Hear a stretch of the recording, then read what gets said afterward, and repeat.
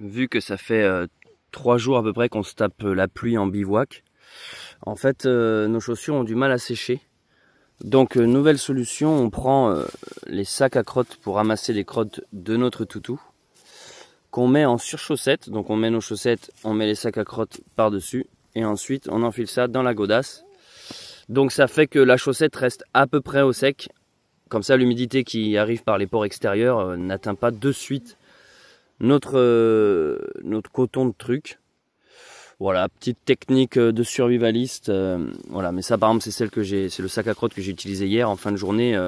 Il est en boule compressé, il y a des trous partout, donc c'est pour ça que ça finit à force de marcher à faire des points de contact et donc des points d'usure, donc ça finit quand même par rentrer, mais un peu moins, ça protège quand même plus le pied. Après, dès l'instant qu'on fait une pause, faut pas hésiter à défaire pour laisser aérer, parce que si tu transpires du pied, ça fait l'effet inverse aussi, tu gardes l'humidité en toi. Mais de toute façon, bon. J'avoue qu'en ce moment, la météo, c'est moyen. Il a flotté toute la nuit. Il a tellement plu qu'on a des trucs qui sont trempés parce que ça finit par percer à travers la tente. Pourtant, c'est une bonne tente, mais bon, je vais vous expliquer tout ça. C'est parce que le chien a appuyé sur la paroi, machin, ça nous a fait rentrer de l'eau. On l'aime, hein. On l'aime, mais on a décidé peut-être de le laisser attaché à l'arbre aujourd'hui, puis partir, voilà, comme ça, en lui disant au revoir de loin, il sera content, notre chien, hein mon chien. Salut, je m'appelle Céleste Grande. Et moi, c'est Charlotte Grande. C'est mon épouse. Nous nous sommes rencontrés lors d'une randonnée. Et on ne s'est plus jamais quittés. Et c'est même durant l'une de ces aventures que j'ai fait ma demande en mariage. Et c'est aussi lors d'une rando que je lui ai annoncé qu'on attendait un enfant. En résumé, les randonnées et les pèlerinages, ça nous connaît. Donc il nous semblait logique qu'après notre mariage il y a quelques semaines, on décide de faire un voyage de noces, pas tout à fait comme les autres. Vu que l'aventure fait partie de l'essence de notre histoire, c'est sur les chemins que l'on souhaite écrire ce nouveau chapitre. Et ce n'est plus seulement nous deux, mais toute une tribu dont nous devons prendre soin. Pour commencer, on prend avec nous Talgor, notre petit chien aveugle et sourd. Rassurez-vous, c'est de naissance. Il est heureux et il va bien. Ensuite, en plus de nos deux ânes, Babine et Balthazar, qui ont l'habitude de marcher avec nous, on prend Violette, la petite de Babine, née il y a quelques mois, pour l'initier à nos grandes aventures.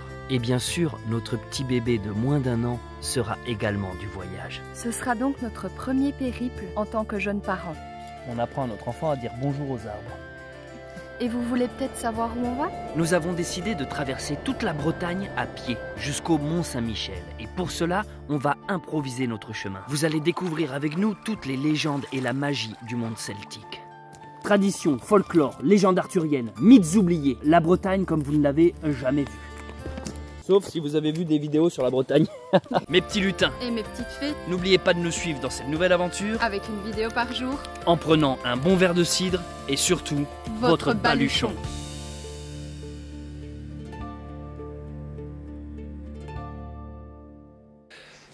Bon les amis, cette nuit était très étrange pour cette première nuit sur notre GR37 dans les monts d'Arrée. Regardez un peu la très mauvaise nouvelle. En fait, notre chien Talgor, en pleine nuit, a fait une sorte de crise de panique.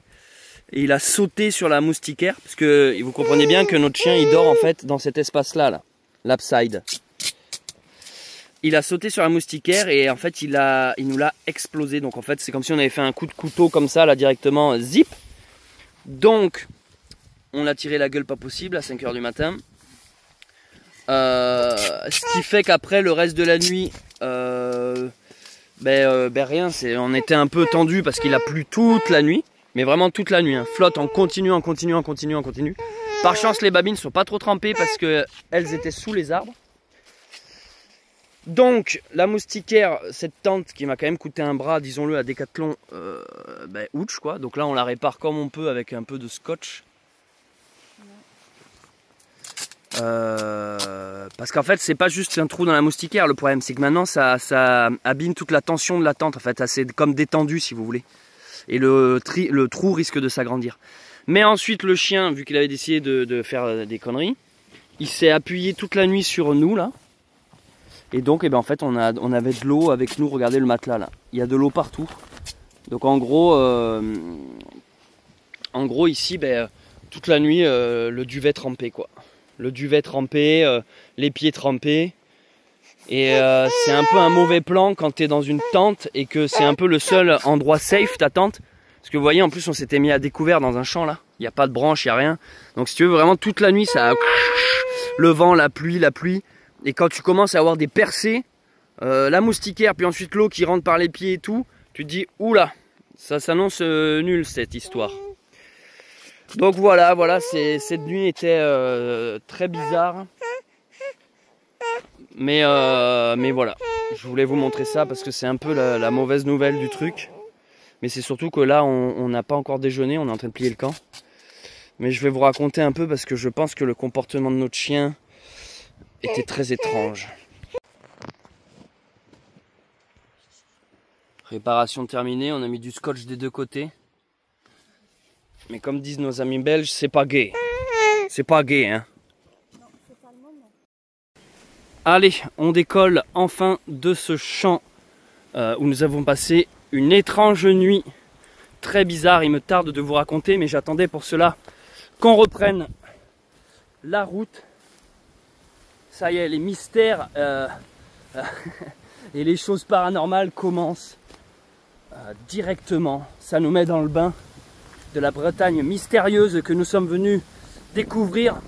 Alors c'est pas notre premier jour en Bretagne, mais c'est notre premier jour officiellement dans le cœur de celle-ci, dans ces terres mystiques où nous sommes aujourd'hui, on attaque aujourd'hui les monts d'Arrée, terre de légende très connue pour leurs multiples mystères et phénomènes étranges. Et je peux vous dire qu'on en a vécu un beau, rien que cette nuit. On décolle, on se met en route. Regardez, tout le monde est là. Les babines sont bien équipées, on a bien rééquilibré les sacoches. Tous les jours, on fait en sorte que les sacoches soient rééquilibrées. On rembarque bien sûr nos poubelles, bébé d'or. Et on se lance donc dans cette seconde partie d'aventure. Alors pourquoi je parle de seconde partie? La première, si vous avez suivi ces vidéos depuis le début, ces vidéos baluchons, c'était du sud au nord avec une légère tangente vers l'ouest. Et là, on vient de s'enclencher sur notre nouvel itinéraire, notre nouveau GR, le GR37, qu'on ne va plus quitter jusqu'à la fin, jusqu'à notre destination, le Mont Saint-Michel. Donc c'est un GR37 qui revient dans les terres, il y a un petit côté, on remarche en arrière, qui nous fait donc traverser toute la Bretagne, cette fois-ci non pas du sud au nord, mais d'ouest en est, jusqu'en Normandie. Toute la petite famille suit, c'est très bien. Et donc voilà, pour moi aujourd'hui c'est un grand jour parce qu'on rentre dans le vif du sujet. C'était fermé là hier ?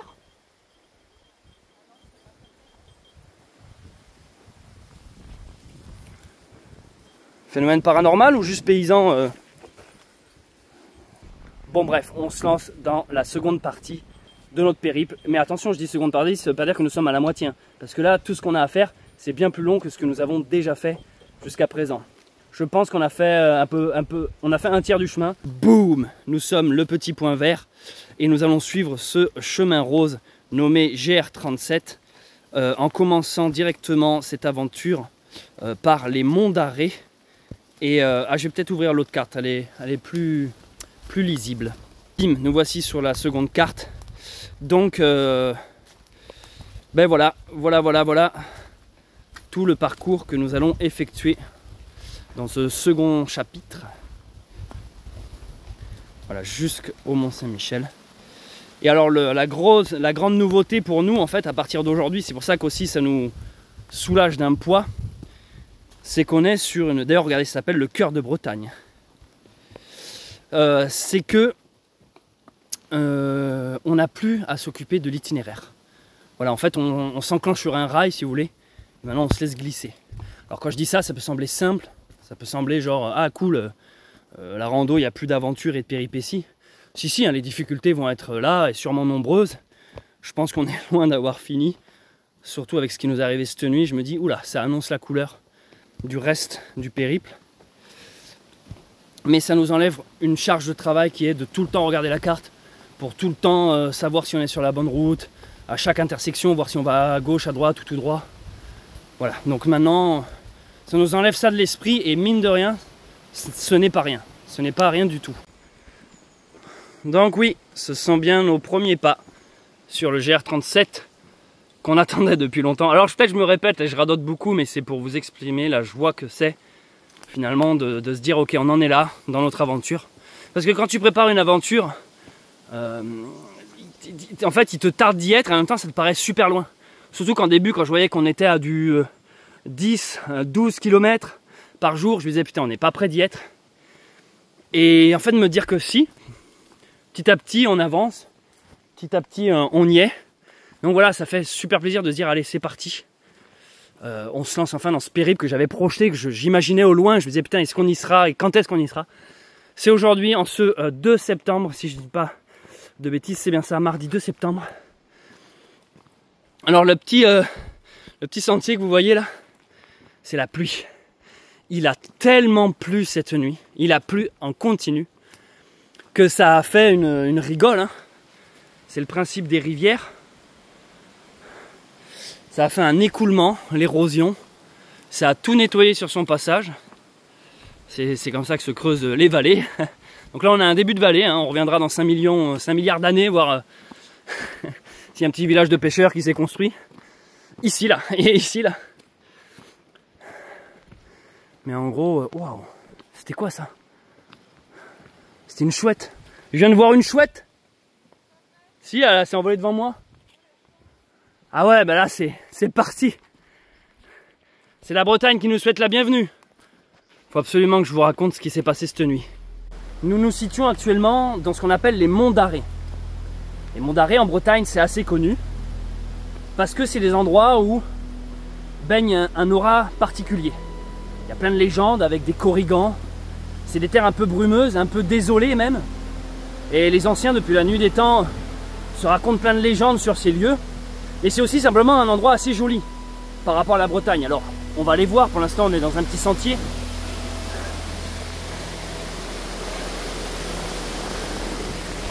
Pour l'instant, on est dans un petit sentier. Mais on va y passer. Ce sont des terres un peu désolées, tu vois, et brumeuses aussi. Donc on raconte souvent que dans les monts d'Arrée, tu peux en les traversant être sujet à d'étranges phénomènes, des rencontres presque paranormales. Donc les anciens appelaient ça souvent les corrigans. Les petits corrigans qui viennent te faire des farces. Les corrigans, si vous voyez pas ce que c'est des genres de petits lutins, quand des petits elfes un peu malicieux qui viennent te faire des bêtises, tu vois, qui viennent te contrarier, te jouer de la malice. C'est des petits farceurs. Mais il faut faire attention parce que c'est comme des petits démons qui te font te perdre ou qui te font croire que machin pour te dévier du chemin. Donc après, nous c'est ce que nous sommes venus chercher ici avec Charlotte. Rencontrer cette magie qu'on entend souvent parler dans ces terres bretonnes. Mais ici règne une autre légende assez puissante. On parle du Ankou. L'Ankou, c'est un peu la grande faucheuse. C'est la mort incarnée en personne. Quand vous la voyez, une sorte de squelette avec sa grande faux, faut fuir. Il ne faut pas la rencontrer, c'est très mauvais présage. Et certains prétendent qu'ici, ils l'ont de nombreuses fois aperçu. C'est un peu comme ces mythes qu'on peut retrouver dans le reste du pays, de la Dame Blanche que tu croises un peu ici et là au détour d'un virage, sur un chemin perdu, dans la brume, une nuit de pleine lune. Et nous on est arrivés hier soir avec toutes ces histoires en tête. On se met dans ce champ, on est perdu, il n'y a pas de civilisation, il n'y a rien. Et comme par hasard, à peine on arrive, un brouillard se lève. Un brouillard se lève et nous englobe. Vous pouvez le voir, on le voit dans la vidéo Baluchon précédente. Donc moi, dans ma tête, je me dis, tiens, c'est marrant, on s'installe, je vois ce brouillard un peu fantomatique qui approche vers nous, qui vient nous enrober, un peu embrouiller nos repères. On ne sait plus trop où on est, on sait juste que là, maintenant, on ne peut plus bouger, c'est fini. La tente est installée, de toute manière, il fait nuit, et on est dans le brouillard. Et ce qui a été très étrange cette nuit, c'est que notre chien Talgor, donc pour rappel, je le répète pour les nouveaux, il est handicapé, il est aveugle et sourd, de naissance. Ce n'est pas un vieux chien, il a 11 mois seulement. On l'a adopté comme ça, il est né comme ça, c'est une malformation. Il est donc aveugle et sourd. Mais depuis le début de cette aventure, tout se passe bien avec notre petit chien, Talgor. Tu vois, il dort pas avec nous dans la tente, mais il dort à côté. Il est quand même protégé de la pluie. Si vous voulez, il y a la tente où nous sommes, avec la moustiquaire qui nous sépare, puis il y a comme un sas, où là il y a la seconde paroi qui protège de la pluie. Et lui, il dort dans ce sas, il y a assez d'espace. Là, ça fait 25-26 jours qu'on marche, tout s'est toujours très bien passé. Mais cette nuit, il avait un comportement très étrange. Il n'arrêtait pas de se lever et il tirait sur sa corde parce qu'on l'attache pendant la nuit, parce que vu qu'il est aveugle et sourd, on ne veut pas qu'il s'échappe et qu'on le perde. Donc on l'attache par sécurité, mais il n'est pas attaché court, il a quand même de quoi circuler. Par exemple, pendant la nuit, il peut sortir de la tente pour aller faire ses besoins et il revient. Et tout se passe bien. Le matin, on voit ces petites crottes autour de la tente, on les ramasse. Fin de l'histoire. Mais depuis hier soir, à partir du moment où il y a eu le brouillard, il était bizarre. Je vous assure, il n'arrêtait pas de tirer sur sa corde. Comme s'il voulait... En fait, il fait la même réaction que lorsqu'il va dans les pattes des ânes. Vous voyez, là, il marche à côté de Charlotte, parce qu'il sent la présence de Charlotte. Mais des fois, quand il s'avance un peu trop et qu'il vient cogner dans les pattes des ânes, il descend, donc hop, vite, il part, tu vois. Mais là, il faisait pareil. Sa corde, ça laisse le tirer. Et il nous faisait comprendre, je veux pas aller là, je veux pas aller là. Mais non, mais qu'est-ce qu'il y a, Talgor? Les ânes sont là-bas, tout va bien. C'est comme d'habitude, il n'y a rien qu'à changer de d'habitude. Il nous faisait comprendre qu'il voulait pas. On s'est dit, bon, il se calmera quand on sera au lit. On se met au lit, machin. Généralement, il dort du côté de Charlotte. Charlotte le calme, allez, couche-toi maintenant, machin. Il se couche. Et à partir de là, l'enfer. Toute la nuit, en fait, il faisait des bonds, des sursauts. Je vous rappelle qu'il est aveugle et sourd, donc c'est pareil, il n'entendait pas un bruit ou ce truc. Alors, est-ce qu'il sentait quelque chose? Est-ce qu'il sentait un truc bizarre? Un renard ou une bête qui tournait autour de la tente? Est-ce que, par exemple, il a du coup un sixième sens qui fait qu'il sentait vraiment une présence étrange? Mais il avait peur. C'était pas juste comme quand il s'éveille qu'il a envie de jouer. Il était en mode, ouais, il y a un truc qui me fait peur là, c'est bizarre. Il ne voulait absolument pas dormir où on s'était installé. Sauf qu'il faut bien comprendre que en pleine nuit, nous on est dans la tente, il flotte dehors, parce qu'après le brouillard est venu la pluie, mais la grosse drache. En pleine nuit, généralement tu dis pas viens on démonte la tente, on bouge. Tu insistes un peu pour que ton chien s'endorme, tu vois. Il faisait des trucs trop bizarres. Il se levait, il bondissait. Comme exactement les mêmes réactions comme quand les ânes sont à côté de lui, quoi. Comme s'il avait peur de se faire attraper ou mordre ou toucher par quelque chose qui était à l'extérieur de la tente. Donc, on s'endormait et à chaque fois qu'on s'endormait, on entendait bouger. Et après, il appuyait sur la moustiquaire. On était là, on devait le repousser. Talgor, ça va, on le calmait, ça va, on est là, on est là.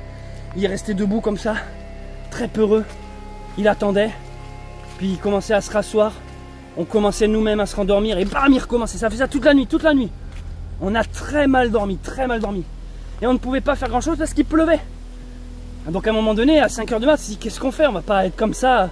Moi je disais, ben, au pire, je sors, je prends le tarp, on tend le truc, machin, on essaie de se protéger. Puis d'un coup, t'es là. Non, flemme, c'est pas possible. Ce plan est impossible. À 5 h du mat, sortir sous la pluie. Après, t'es trempé, va te réchauffer dans le duvet et tout. Trop galère. Donc on a vraiment trouvé ça très bizarre. Et alors, moi forcément je commençais à me dire mais qu'est-ce qui se passe? Qu'est-ce qu'il y a autour de nous? Un petit corrigan qui vient nous faire une farce, qui vient nous faire peur, nous empêcher de dormir, nous souhaiter la bienvenue à sa manière sur ces terres?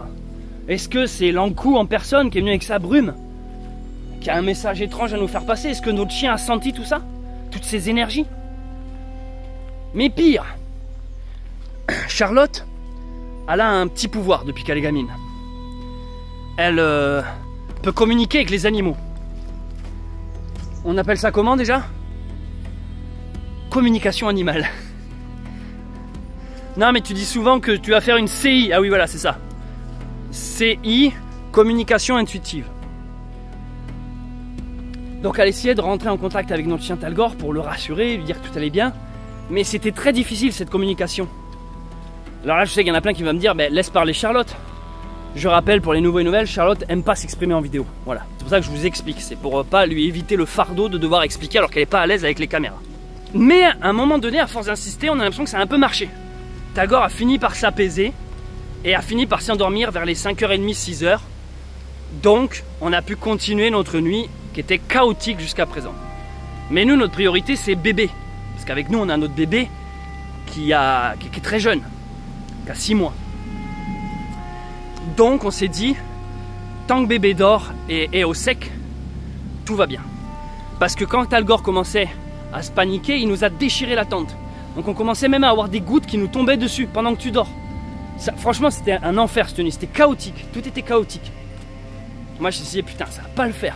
S'il nous avait fait ça le premier soir, on n'aurait pas pu. J'aurais dit à Charlotte, c'est pas possible avec le chien, faut qu'on le ramène à la maison, qu'on le fasse garder par des amis, c'est pas possible. Mais non, il a attendu le 26e jour, 25e pour nous faire ce truc très étrange. Donc ouais, la tente est bousillée, hein, disons-le. Donc on a perdu une paroi qui nous servait quand même d'isolant, qui nous permettait d'être au chaud. On a perdu une paroi qui nous protégeait des insectes extérieurs, le principe même d'une moustiquaire.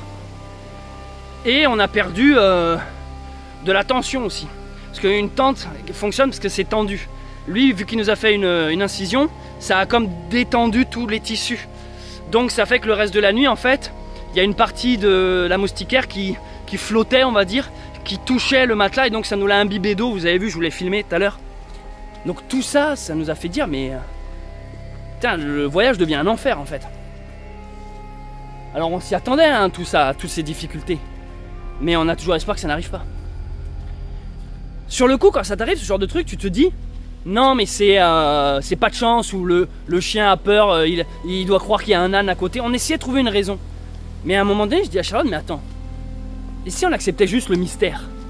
On est dans une terre où il y a plein de légendes et de mythes bizarres. Si on l'acceptait juste, est-ce que c'est pas ça que notre chien aveugle et sourd ressent? C'est peut-être même la raison pour laquelle ce chien est avec nous dans cette aventure. L'univers a voulu qu'on prenne ce chien comme une antenne à tout ça, tu vois, qui nous indique par ses sens tout ce qu'il peut capter. Donc on a fini par réussir à se rendormir à un moment donné. Comme je disais, du moment que bébé était en sécurité, c'est bon, au sec et à l'abri. Et donc ce matin, c'est ce qui fait qu'on a un peu galéré à se lever et puis à replier le camp avec la moitié des affaires trempées. Et après, bon, ben, je me suis dit, écoute, on est venu chercher l'aventure, on se la bouffe en plein fouet. Enfin, de plein fouet. Voilà les amis, je vous ai raconté notre nuit très étrange. Je ne sais pas si on va vivre d'autres expériences similaires. Non les babines. Mais en tout cas, Talgor, notre petit chien, a peut-être ressenti des énergies. Et il a essayé de nous avertir, comme il pouvait, en nous bousillant la moustiquaire.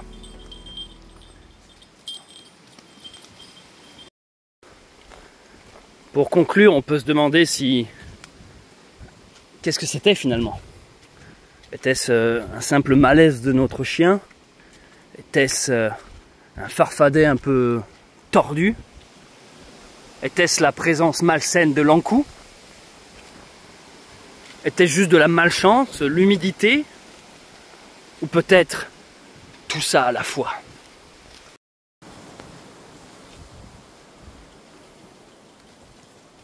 Waouh, ça passe juste, hein. Waouh. C'est passé. Ah ouais, fallait pas plus, hein.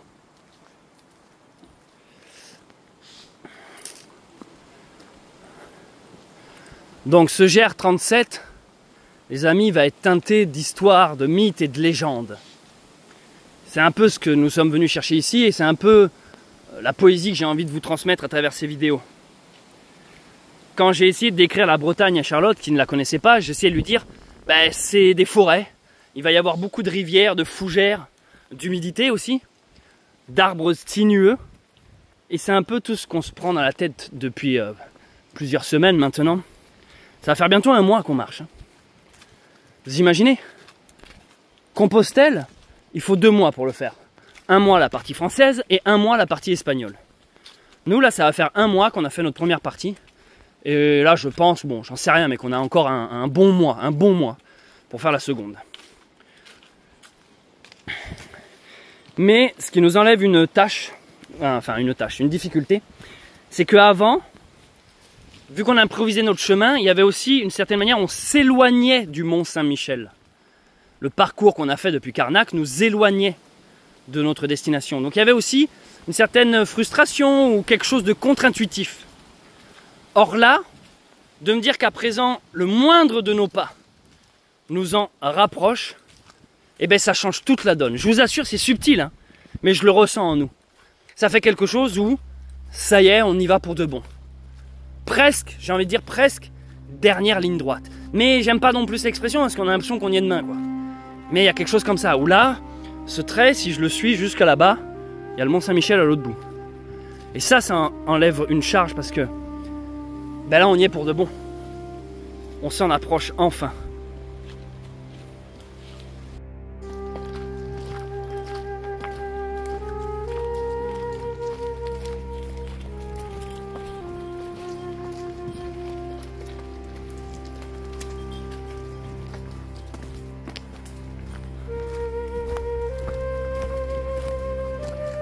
Destiny Tune, coordonnée par là-bas.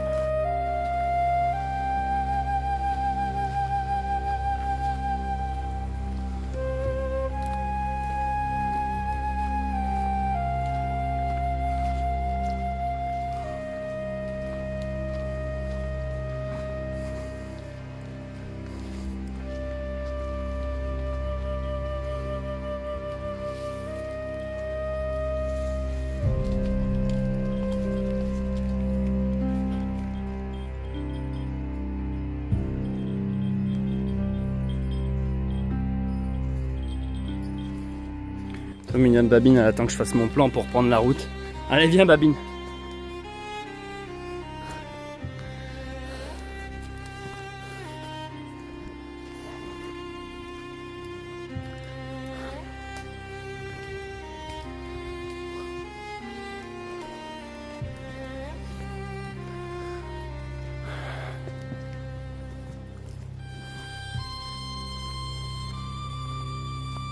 Allez Babine.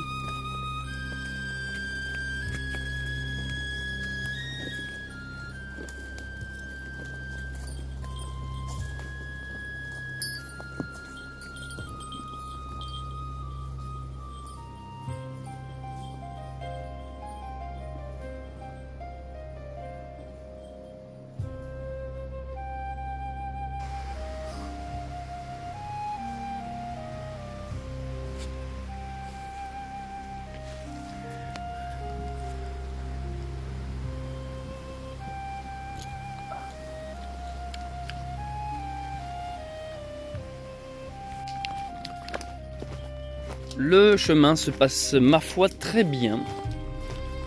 Tout le monde suit bien les babines. J'ai l'impression que les babines, elles ont relativement bien dormi. L'inverse de nous. Même s'il a flotté toute la nuit, elles étaient sous un arbre. Donc ce matin, elles n'étaient pas trop mouillées. Mais il y avait vachement à manger dans le champ. Donc je les sens beaucoup plus en forme. Babine. Et là, le chemin est assez escarpé. Alors je sais pas si ça rend en vidéo, mais petit muret ici, là. Et puis voilà, le sol très chaotique. Mais bon, maintenant j'ai beaucoup plus confiance dans les babines. Je sais qu'elles suivent vraiment partout. Donc j'ai un peu moins d'inquiétude quand dans ce début d'aventure ou quand on arrivait sur ce petit chemin, ce genre de chemin, je me disais oh là là, j'espère qu'au bout. Parce que si vous voulez, là on est sur ce que j'appelle les chemins en pointillés. Sur la carte que j'utilise, ces chemins-là, c'est les plus compliqués, on va dire. C'est ceux où en fait c'est une manière de dire aux randonneurs attention, ça serait un peu casse-gueule quoi. Et généralement avec les ânes c'est là où ça peut être problématique, mais là maintenant je me suis retiré cette angoisse en fait. Je suis beaucoup plus serein avec ça. Les ânes nous ont vraiment montré qu'ils nous faisaient confiance et du coup on leur fait aussi totale confiance. Vous voyez, on les tient même pas. Hein. Ça c'est pour moi c'est le Graal ça. Un voyage avec un âne. Je sais pas si vous en souvenez, ceux qui me suivent depuis longtemps. Au début, c'était pas ça avec Babine. Hein. Quand j'avais adopté Babine, les premiers jours, mais c'était des calvaires. Hein. On le voit tout ça, c'est sur mon aventure qui s'appelle Le Messager. Vous pouvez le voir, hein. J'ai fait une vidéo par jour aussi. J'ai traversé la France et je me suis rendu jusqu'à Lourdes. Et à la fin, en plus, j'ai rencontré Charlotte. On voit notre rencontre. Et ben, dites-vous que... c'est quand même beau, là, j'adore vous filmer devant. J'essaie vraiment de vous filmer toutes les ambiances de cette aventure. Et bah dites-vous que sur l'aventure Le Messager, Sindel ne suivait rien, elle m'écoutait pas, on se connaissait pas, elle m'aimait pas, elle était têtue comme on dit. Et puis en fait on voit vraiment petit à petit le lien se créer quoi. Et je me rappelle très bien le jour où j'ai commencé à lâcher la corde et qu'elle me suivait, qu'elle était enfin attachée à moi en mode attends, pars pas sans moi. J'arrivais à Saint-Guilhem-le-Désert, c'était là et ah le marquage, vous voyez c'est ça maintenant le marquage. On n'a plus qu'à suivre ça jusqu'au Mont Saint-Michel, j'ai trop du mal à me dire ça. J'ouvre toujours la carte pour des fois vérifier qu'on est bien sur l'itinéraire, mais en fait maintenant voilà, il n'y a plus qu'à suivre. Il y a un petit côté Compostelle, hein. Ça c'est très agréable. Il y a juste à suivre le chemin et... Sindel, viens. En fait, pour ceux qui n'ont pas l'habitude des randonnées, le marquage que je viens de vous filmer, donc c'est le blanc et rouge, c'est les typiques des grandes randonnées, des GR. En fait, il y en a un à chaque intersection, quand ils sont bien balisés. Mais la logique voudrait que tu n'aies plus jamais besoin d'ouvrir une carte. En fait, à chaque fois qu'il va y avoir un croisement, un chemin qui part à gauche, à droite, machin, quand tu as ces deux traits en parallèle, c'est que c'est le chemin que tu dois prendre. Quand c'est une croix, c'est que tu dois pas y aller, c'est le mauvais chemin. Donc c'est pour ça qu'en fait tu peux, quand c'est bien fait, encore une fois je répète, quand les balisages sont entretenus, que les chemins sont... Merci d'ailleurs à tous ces gens qui font ça, hein, ces randos, qui entretiennent ces trucs. Quand c'est bien fait, voilà, par exemple, là vous voyez il y a une intersection là, il y a gauche ou droite, ben, je lève la tête, boum, c'est là, c'est à droite. Et alors ça c'est un régal. Une fois que tu fais ça, il n'y a plus de soucis en fait, tu suis ta route. Alors des fois le petit jeu c'est de trouver le balisage, hein. Et généralement il est des deux côtés, vous voyez. Et ça c'est quand ça me dit qu'il faut tourner à gauche, c'est-à-dire que là-bas au lieu d'aller tout droit, ça me dit d'aller à gauche et c'est bien de par là que je viens. D'ailleurs c'est une astuce ça. Quand vous marchez comme ça depuis longtemps et que ça fait longtemps que vous n'avez pas vu un marquage, que vous avez un doute, vous tournez la tête en arrière. Et vous pouvez voir des fois le marquage dans l'autre sens. Et qui vous indique du coup que vous êtes sur le bon chemin. Ouais du coup je disais à Saint-Guilhem-le-Désert, j'ai lâché les cordes de babine. Et je me rappelle, c'est un signe de confiance quoi. En gros, c'est une des plus belles preuves d'amour qu'un âne puisse te faire, quoi. Et puis aussi, c'est super agréable. Franchement, tu marches, ils sont autonomes, en fait. Moi, je trouve ça génial. Après, je la tiens quand même sur les grands axes et tout, hein, où il y a des voitures et tout ça. Ah, la petite goutte froide dans la nuque.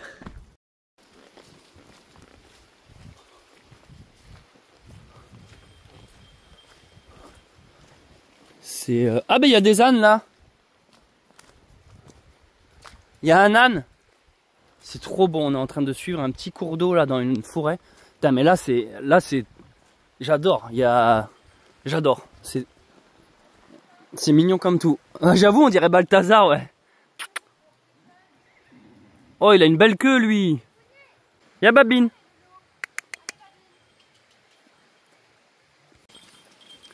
Salut mon pote. T'es beau, hein? J'avoue, il ressemble... Pourquoi d'un instant qu'on dit le mot poney, il y a le mot fourbu qui suit souvent derrière? Vous voyez, on vient de ce petit chemin en bas, on est en train de monter là. On a croisé des gens. Des gens qui ont des ânes, donc ils nous ont vus avec les ânes, ils nous ont parlé, oh c'est génial, vous allez d'où à d'où, enfin voilà, petite conversation. Et ils nous ont donné, regardez, du grain pour les babines. Alors, c'est très rare qu'ils aient ça en pleine aventure. Ils l'ont bien mérité parce qu'ils bossent bien. Donc là, ça leur fait un petit dose de sucre, tout ça. Enfin, en fait, c'est une grosse gâterie, quoi. Ils sont en train de se régaler. Et le mec qui était en bas, qui nous a donné les graines, vous savez pas ce qu'il nous dit, hein, Charlotte? C'était fou cette histoire. Il nous dit comme ça, alors ça vous plaît la Bretagne? Nous, on rigole, ouais, machin, il pleut, lol, machin. On aime bien les lutins et voilà. et les corrigans. On aime bien les lutins, les corrigans. Et là, il nous dit quoi? Il nous dit, bah, vous savez, vers les 5h, 5h30 du matin, moi, il y a mes chats qui dansent avec les corrigans, quoi. Donc, c'est pas des légendes, machin. Il y en a plein ici, ouais. Il est éleveur, il a plein d'animaux. Ouais. Et il nous dit, généralement, c'est vers 5h du matin qu'ils deviennent fous. Sauf que Talgor nous a fait la crise cette nuit à 5h30 du matin, quoi. Est-ce que vous vous rendez compte? Et ça, le mec nous dit ça, on n'a rien parlé. Il nous dit, vous verrez, c'est vers 5h, 5h30 que généralement les animaux deviennent fous. Moi, c'est les chats, ils pètent les câbles, les vaches, les ânes. Ouais. Et nous, on s'est regardé, il était 5h30 pile quand Talgor a pété la tente. Ouais. C'est un putain de corrigan qui est venu nous voir cette nuit. C'est ça, en fait, il n'y a plus de doute. Il nous en a même tordu le parapluie, on s'est réveillé, on a découvert ça. Le parapluie de Charlotte est tordu, on ne sait pas pourquoi. Bref, restons sur nos gardes. Ouais, ça va, c'est bien 5h30 du Garde. matin. Reste en teinte. Gants, corrigans. Et ça va, s'ils veulent venir qu'à 5h ou 5h30 du matin, c'est plutôt chill. Tu veux dire qu'on rencontrera pas de corrigans avant? Si. Eh oui. Parce qu'ils doivent être... Là, t'emportes un. Oh, t'emportes un corrigan, corrigan. Un bisou au corrigan, vite, vite. Papa bisou, papa bisou. Les corrigans, ça réalise des vœux. Ah, t'as réalisé mon vœu? Ça y est, j'étais toi.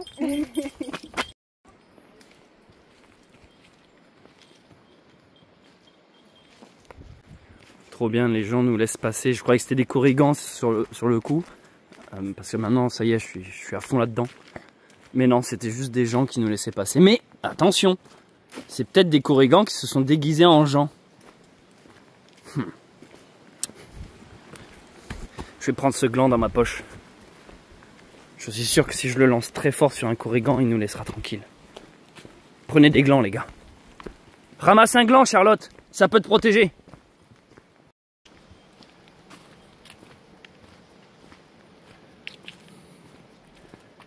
Cette aventure nous réserve bien des surprises. En fait, un corrigan, c'est pas que c'est démoniaque, c'est pas le mot. C'est plus que c'est farceur, c'est un esprit farceur. Exactement comme s'il était démoniaque. J'ai l'impression qu'on entre dans la forêt de Fangorn, de l'obscurité et des araignées. Reste sur tes gardes. Garde.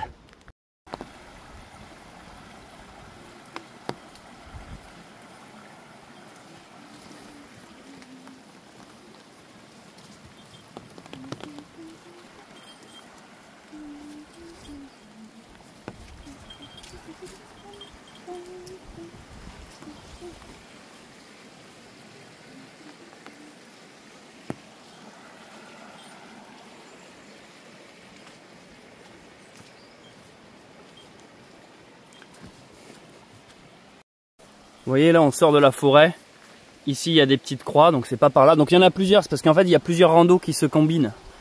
Ici ça nous dit de tourner et une fois que tu t'enclenches, ici ça te dit oui c'est bien là, c'est tout droit. Vous comprenez, c'est très important ces balisages. Donc les différentes couleurs, oui c'est parce que là nous on suit le GR37 mais peut-être que cette portion du chemin est aussi, il y a aussi un autre GR ou une petite randonnée qui y passe, donc c'est pour ça qu'ils font différentes couleurs. Qu'est-ce qu'il y a, Babine? Qu'est-ce que tu essayes de nous dire? Hein? Ah mais oui, tu as raison. On arrive au Mont-Saint-Michel, on a bientôt fini notre aventure. C'est incroyable. Mais non, en fait, c'est un autre mont qui s'appelle aussi le Mont-Saint-Michel. C'est pas le Mont-Saint-Michel du Mont-Saint-Michel de nous. En fait, c'est une blague. Et on arrive en ce milieu d'après-midi à Saint-Riwal. Saint-Riwal et trop bien, trop bien. On est vraiment... on a mal dormi, on est fatigué, on n'arrête pas de rencontrer des corrigans. Mais on est content d'être sur le GR37, j'arrive pas à vous l'expliquer. C'est bête alors que ça fait déjà plusieurs semaines qu'on marche, mais ça du coup ça nous file une fougue. Je sais pas. C'est peut-être que psychologique de se dire qu'avant on improvisait alors que là on est sur un truc un peu officiel. Ah, un petit air de camping-car là. On pourra vider la cassette des ânes. D'ailleurs faut vider la cassette de bébé, non?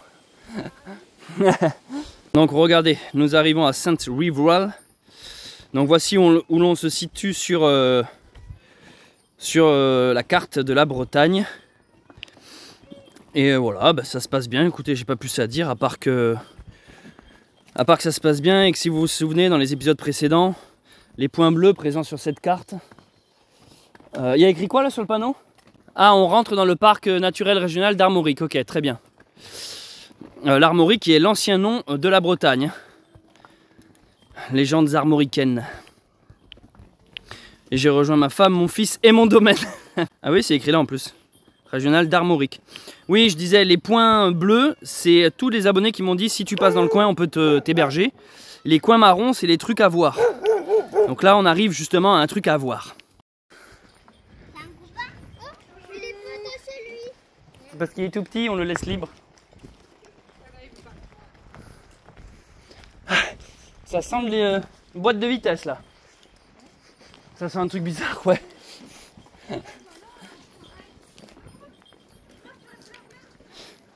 c'est vrai que c'est un peu nul comme conversation ce que je lance. Votre voiture est en train de prendre feu, non? Regarde cette petite palissade de Hobbit.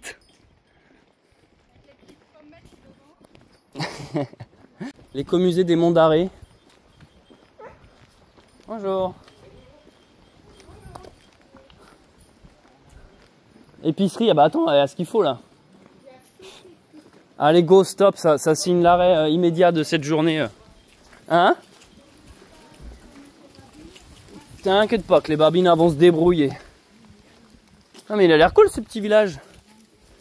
Mais regarde ça, je suis fan de cette devant. Oh, je vais reposer ça ici, hein. Je vais plus jamais toucher à quoi que ce soit dans cette ville. Non, parce que j'ai une passion pour les paniers en osier.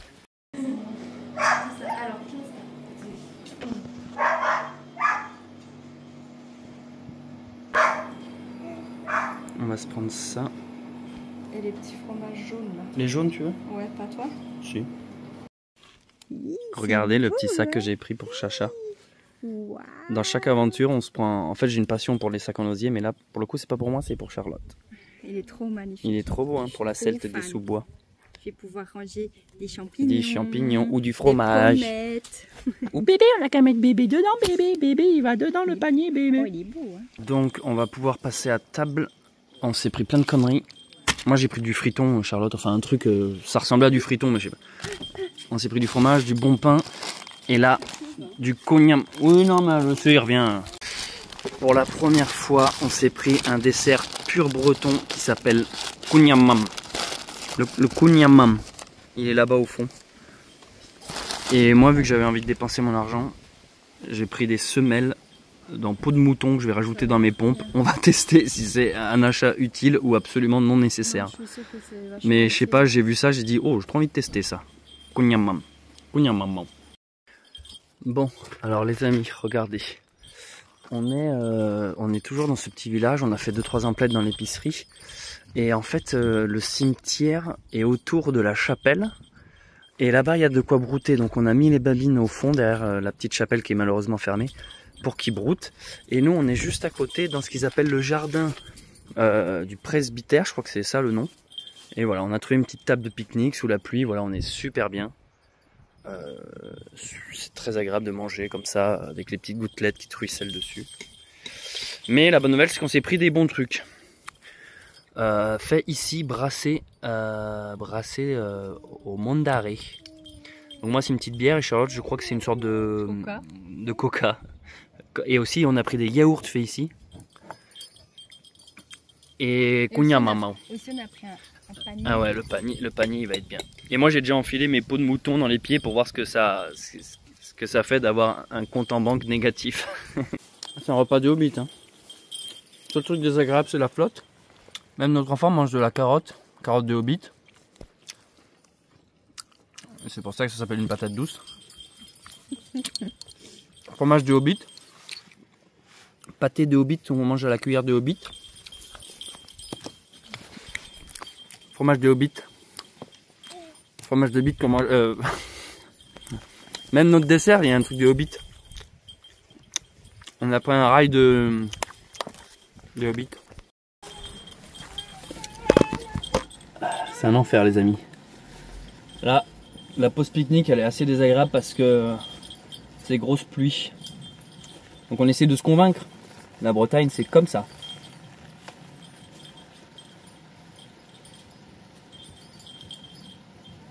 Non, parce que je tiens à filmer la vérité aussi. La vérité est ailleurs? Non. Elle est ici et il flotte. Le petit cadeau que j'ai fait à mademoiselle, il a trompé.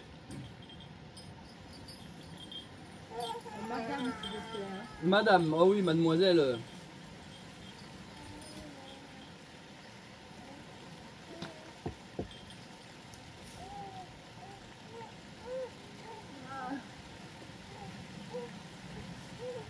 Ce fromage là, on va le tenir à Talgor. Ouais. Peut-être qu'il va retrouver la vue. Tiens, Tal, joyeux anniversaire. Je vais vous faire un beau sac en osier à maman, je peux vous faire du fromage à mon chien.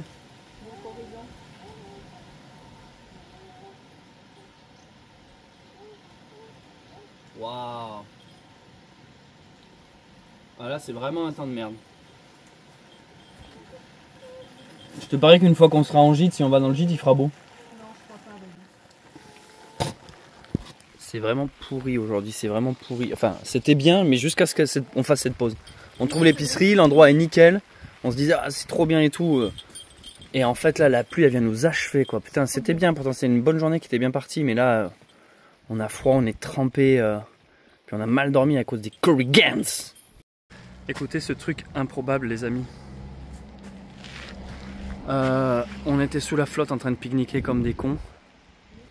Et en fait, forcément, les babines, ça attire... parce que c'est un tout petit village ici. Mais en fait, forcément, les gens voient des ânes, alors ils viennent. Ils rentrent dans le cimetière. Et puis après, ils nous voient pique-niquer tout seuls sous la flotte, là-bas. Donc à un moment donné, ils ont un peu de pitié pour nous. Et donc là, il y a une dame qui nous a dit « Mais venez, je vais vous ouvrir le gîte. » Donc, on va aller dans le gîte où apparemment, ils ont un champ pour les ânes.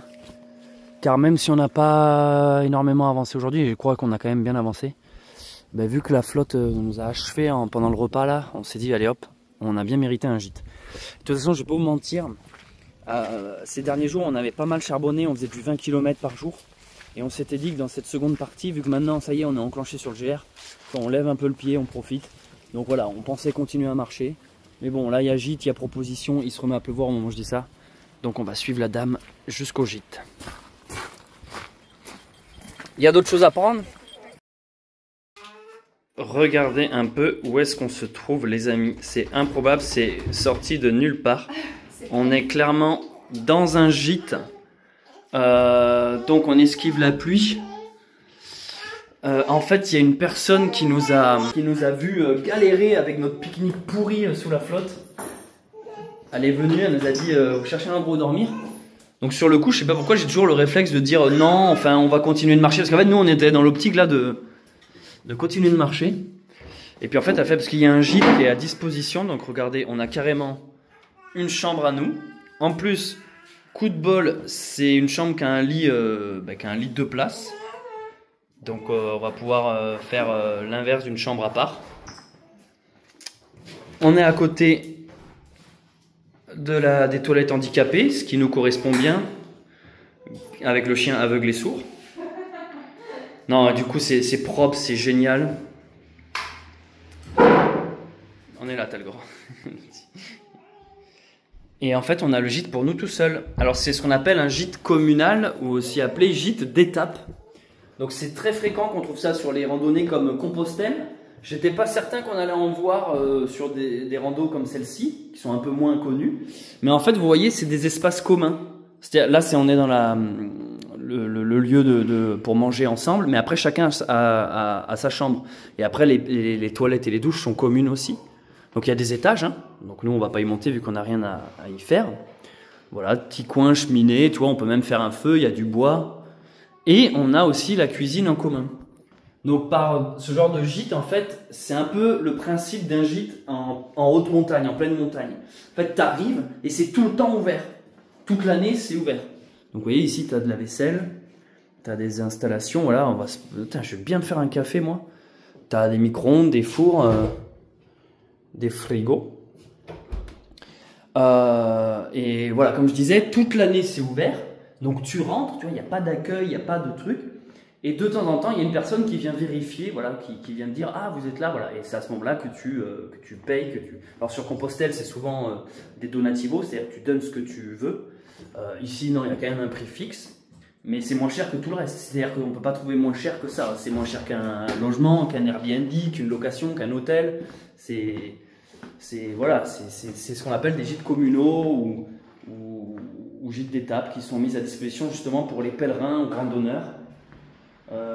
Donc ça fait trop du bien de trouver ça parce que ce petit village de Saint-Rivoal, j'ai parlé avec une personne, ils sont à peine 200 ici, c'est vraiment un tout petit village, une toute petite commune. Et oui, c'est pas que ça. Ce qui nous a aussi grandement avantagé, c'est les babines. Il y a une prairie qui est à côté où on a pu mettre les ânes. Donc si j'ai le temps, j'irai vous les filmer, mais ça m'étonnerait que je vais ressortir. Là, j'ai juste envie, moi, de quitter mes godasses trempées et d'aller prendre une douche chaude après la nuit horrible qu'on a passée. Donc voilà, on a mis les bas là. Bon, ça, je vais jeter ça.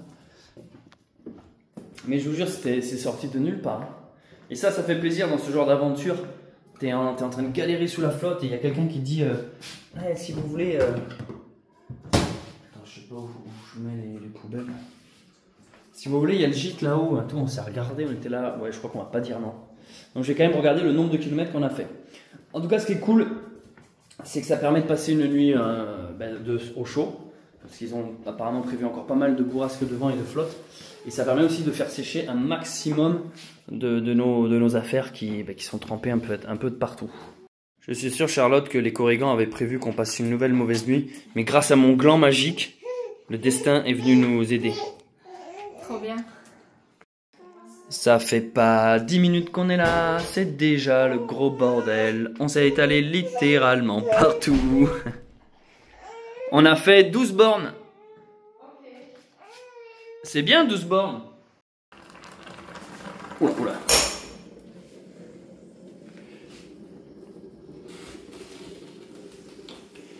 Les amis, il est 20 h, je me fais un putain de café. J'en ai pas eu aujourd'hui, je crevais d'envie de faire un café. C'est ma cafetière, mais ça c'est pas ma plaque chauffante. Je me fais un café. D'habitude, j'évite les cafés le soir. Mais là, je peux pas, je suis obligé de m'en faire. On a tout le gîte pour nous tout seuls. Voilà, il n'y a personne. On a cette énorme maison. Comme je disais à Charlotte, on a une maison pour nous. Je vais vous montrer. Donc là, évidemment, on s'est lavé. J'ai fait de la lessive. C'est-à-dire que j'ai lavé tout ce qui était un peu sale et je fais tremper tout ça. Enfin, j'ai fait tremper, j'ai lavé, rincé, machin, essoré. Là, je fais sécher. Là, je suis en train de retrier 2-3 trucs. Je vais vous faire visiter, vu que, en fait, il y a un étage en haut.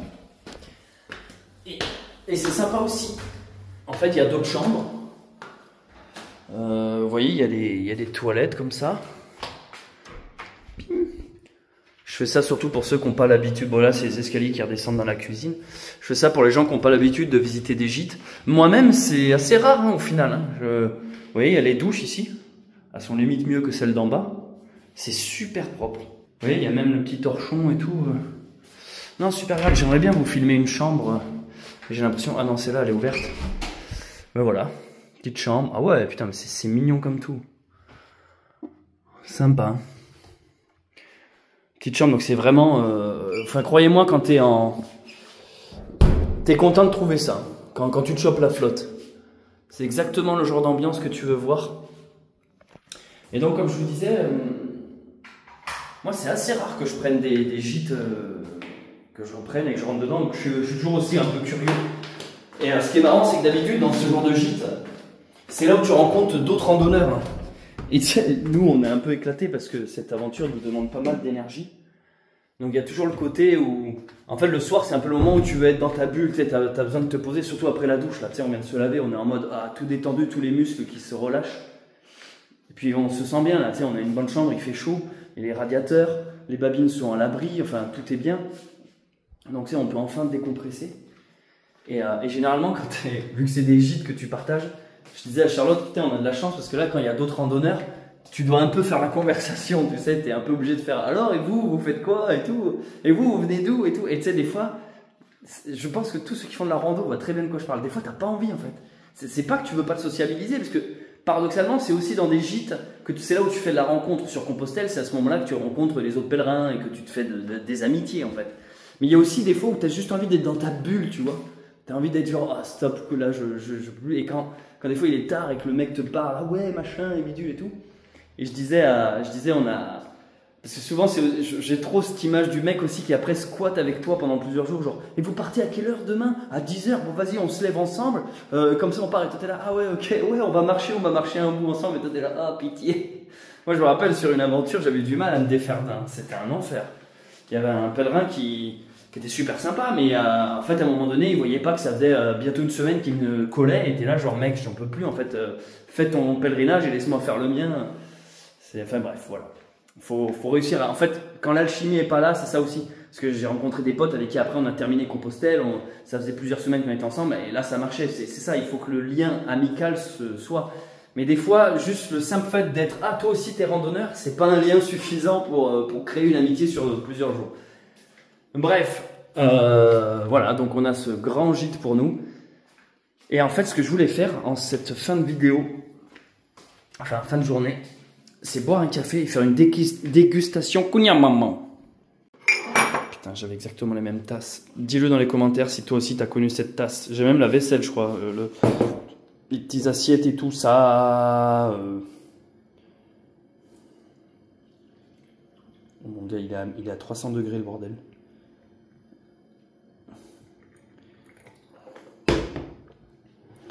Oh là là. Oh là là, Kunyamaman. Tenez, je vous fais sentir un peu la bonne odeur du café. C'est trop marrant, j'ai un pote qui m'a recontacté, qui bosse dans le café, il torréfie, il va chercher ses grains, il torréfie tout ça, enfin bref, il est passionné de café, son boulot quoi. Il me suit, il m'a dit, je vais vous envoyer un café rien que pour Charlotte et toi qui va symboliser votre union. Donc il veut faire un café, un mélange de 2 cafés qu'il veut nous envoyer sur la randonnée pour qu'on ait un café à notre image. Je trouve ça trop génial comme concept. En plus avec Charlotte, vu qu'on est passionné de café. Alors les amis, dégustation du Kunyamaman en direct. On pourrait presque faire un live YouTube ce soir au final. J'ai été mettre un petit pull parce que j'ai pas envie que YouTube me censure juste parce que je suis torse-poil. Donc café prêt. Dégustation du Kunyamaman. C'est pas un Kunyamaman, c'est un Kunyaman je crois.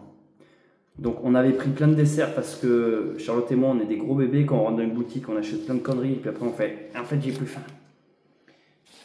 Donc on avait pris 10 desserts différents. Putain, non mais en plus c'est vrai, on a pris la raquette de miel, des Danone, enfin bref des fromages, des yaourts là.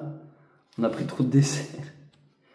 Donc il y a un Kunyaman nature, si je dis pas de bêtises, et un Kunyaman figue.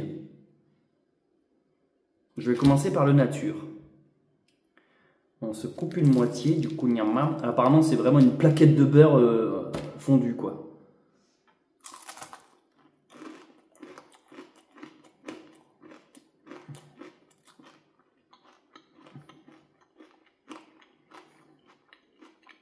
Ouais, ok. C'est bon, hein. Putain, c'est gras, c'est huileux, le bordel. Et plus qu'à aller prendre une douche juste après. C'est bon. Ok, ça marche. On va goûter la version figue. Figatelle. Un petit morceau dedans. Le nature, là, il est bon. Il y a un petit côté pour la pompe à huile. Je sais pas si vous voyez ce que c'est la pompe à huile. Un petit côté pompe à huile en... Ouais, figue bonbon. Un peu moins fan. Mais le nature, excellent. En fait, la figue, il tarde de manger la figue pour ensuite être... Ah, c'est bon, c'est normal maintenant. C'est trop Kunyaman. Oui, bon, le Kunyaman, du coup, c'est... Le nom Kunyaman veut dire justement gâteau au beurre en breton. Et pour vous... En fait, ça ressemble... C'est de la pâte feuilletée. Enfin, vous voyez, ça ressemble à plusieurs couches. Donc, il y a beaucoup de beurre. Mais c'est quand même croquant. C'est pas un gâteau... Je pensais que c'était un gâteau un peu moelleux. Mais c'est pas non plus un sablé, c'est pas le fameux palais breton là qu'on connaît tous, qui est aussi pas mal au beurre j'imagine. Là c'est plus on dirait un croissant exactement, vous voyez la texture, je parle d'un croissant, mais quand tu croques, c'est comme si c'était un peu caramélisé. Chaque couche se casse sous tes dents, ça fait... Donc ça c'est le sucre j'imagine. En vrai c'est bon, je pense que c'est très riche. Et voilà, pour vous le décrire, il y a du caramel, c'est le sucre, hein. Caramel, il y a du beurre qui est plutôt salé j'imagine. Voilà, c'est assez bon le Kunyaman. J'aime bien ce nom, il y a un petit côté Kunyaman. Mais dans le doute, on a aussi pris le fameux brownie. Putain, il a l'air bon lui aussi. Ce soir, bon, il n'y a pas de repas, c'est juste du sucre. Café sucre. Je nique ma diète ce soir. Kunyaman. Ouais, il est bon celui-là aussi. Donc vous voyez, le gîte est juste là. Et en fait, il y a un petit panneau ici qui marque pâturage du gîte. Et donc, je vais voir un peu comment se portent les babines en cette nuitée, en cette soirée. On va pas tarder à se mettre au lit. J'en profite pour faire sortir le toutou aussi, qu'il fasse ses besoins. Donc vous voyez, il suit assez bien Talgor. On l'a vraiment élevé chez nous au quotidien comme ça. Là j'avance, il me suit pas du tout. Et viens mon chien. Donc on en profite pour faire sortir Talgor, qui se repère grâce un peu à la lumière. Il voit légèrement les lumières. En fait, pour vous expliquer, notre petit Talgor, en plus de sentir les corrigans, ce qui se passe, c'est que quand il est né, si vous voulez, vu que nous on l'a adopté vraiment tout petit, il avait quelques mois. Vous savez, un chiot quand ça naît, au début c'est aveugle justement, on dit qu'ils voient pas, et petit à petit ils ouvrent leurs yeux. Nous en fait, ce qui nous a mis la puce à l'oreille, qui avait un souci, c'est que après plusieurs mois, 2 mois, 3 mois, on voyait qu'il ouvrait toujours pas les yeux en fait. Et c'est là on s'est dit, il doit y avoir un souci.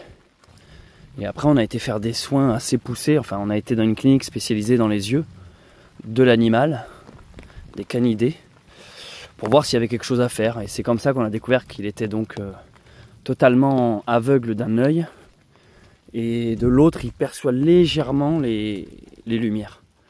Donc finalement, paradoxalement, il arrive à nous entreapercevoir la nuit, parce que vu qu'on utilise des lumières, il sait qu'on est à tel et tel endroit. Mais au final, même en plein jour, et maintenant il arrive bien à nous suivre grâce à son flair. Bref, je vais donc voir en cette nuitée pluvieuse comment se portent les babines. Allez, on arrive à la prairie du gîte. Merde, j'ai perdu Talgor. Ah, c'est bon. Je viens voir comment se portent les babines. En tout cas, quand je vois ce temps-là, les amis, je réalise qu'on a vraiment beaucoup de chance. Vous imaginez pas quand tu es en rando dans l'inconfort total, mais comment ça redevient du luxe, les trucs de base, quoi. La douche chaude et de pas se prendre de l'humidité, enfin d'être avec un toit et 4 murs. Et dans un vrai lit aussi.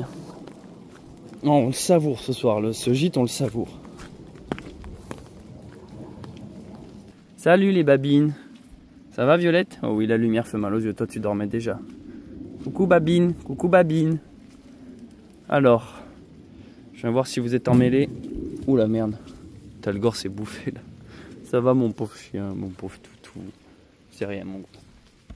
Il s'est bouffé la cuve à eau. Il en a réveillé la Violette. Bon, et ben, du coup elle va téter. Tout se passe bien, je vais vous remettre de l'eau et puis je vais essayer de vous démêler si c'est emmêlé. Allez, retour au gîte. Les babines vont bien. C'est sûr que c'est pas non plus le fun pour eux cette pluie. Mais bon, ils sont abrités sous un arbre. Ils ont de quoi manger, ils sont en sécurité, c'est l'essentiel. Allez, on va se coucher pas trop tard, car on va profiter de ce lieu solide, vu qu'on ne sait jamais la fois d'après. On sait jamais, quand on a un lieu comme ça, quand est-ce qu'on va ravoir une douche chaude ou un vrai lit. Des fois c'est 2 jours d'affilée, 3 jours, puis des fois on n'a rien pendant plusieurs semaines. On est dans le sauvage. Donc on essaie toujours de profiter comme si c'était la dernière fois qu'on l'avait, et ça vous fait vraiment savourer. Quand tu as cette mentalité, ça te fait vraiment savourer le lit, la douche, une table normale pour manger. Tu vois ce que je veux dire? J'ai fait un peu de lessive, on a pu étendre 2-3 trucs. Donc on va essayer de se coucher. Et surtout on va rattraper un peu les heures de sommeil de la nuit dernière qui était littéralement chaotique. Bonne nuit et donc à demain.